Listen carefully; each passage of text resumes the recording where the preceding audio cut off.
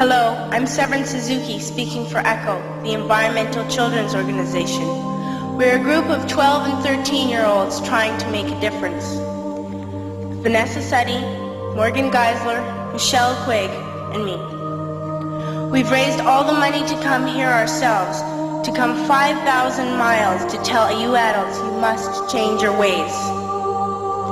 Coming up here today, I have no hidden agenda. I am fighting for my future. Losing my future is not like losing an election or a few points on the stock market. I am here to speak for all generations to come. I am here to speak on behalf of the starving children around the world whose cries go unheard. I am here to speak for the countless animals dying across this planet because they have nowhere left to go. I am afraid to go out in the sun now because of the holes in our ozone. I am afraid to breathe the air because I don't know what chemicals are in it.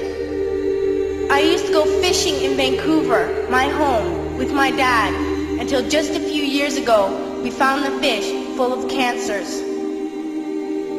And now we hear of animals and plants going extinct, every day vanishing forever. In my life, I have dreamt of seeing the great herds of wild animals, jungles and rainforests full of birds and butterflies. But now I wonder if they will even exist for my children to see. Did you have to worry of these things when you were my age? All this is happening before our eyes, and yet we act as if we have all the time we want and all the solutions. I'm only a child and I don't have all the solutions. But I want you to realize, neither do you. You don't know how to fix the holes in our ozone layer.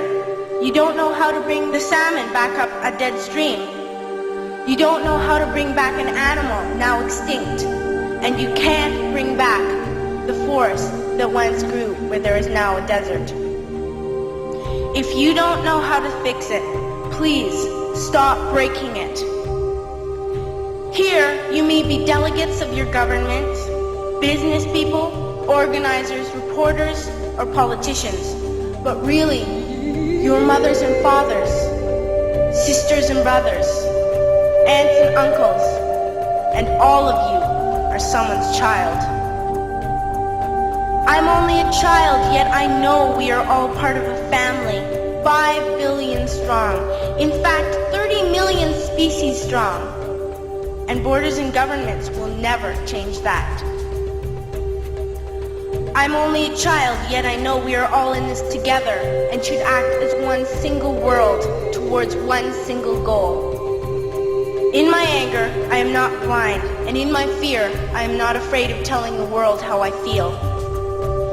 In my country, we make so much waste. We buy and throw away, and yet northern countries will not share with the needy. Even when we have more than enough, we are afraid to share.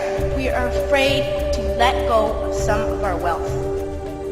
In Canada, we live the privileged life, with plenty of food, water, and shelter. We have watches, bicycles, computers, and television sets. The list could go on for 2 days. 2 days ago, here in Brazil, we were shocked when we spent time with some children living on the streets. This is what one child told us. I wish I was rich. And if I were, I would give all the street children food, clothes, medicines, shelter, and love and affection. If a child on the streets who has nothing is willing to share, why are we who have everything still so greedy? I can't stop thinking that these are children my own age, that it makes a tremendous difference where you are born. That I could be one of those children living in the favelas of Rio. I could be a child starving in Somalia, or a victim of war in the Middle East, or a beggar in India. I am only a child, yet I know if all the money spent on war was spent on finding environmental answers, ending poverty, and finding treaties what a wonderful place this earth would be. At school, even in kindergarten, you teach us how to behave in the world. You teach us to not to fight with others, to work things out, to respect others, to clean up our mess, not to hurt other creatures, to share, not be greedy. Then why do you go out and do the things you tell us not to do? Do not forget why you are attending these conferences, who you're doing this for. We are your own children. You are deciding what kind of world we are growing up in. Parents should be able to comfort their children by saying, everything's going to be all right. It's not the end of the world, and we're doing the best we can. But I don't think you can say that to us anymore. Are we even on your list of priorities? My dad always says, you are what you do, not what you say. Well, what you do makes me cry at night. You grown-ups say you love us, but I challenge you, please, make your actions reflect your words. Thank you.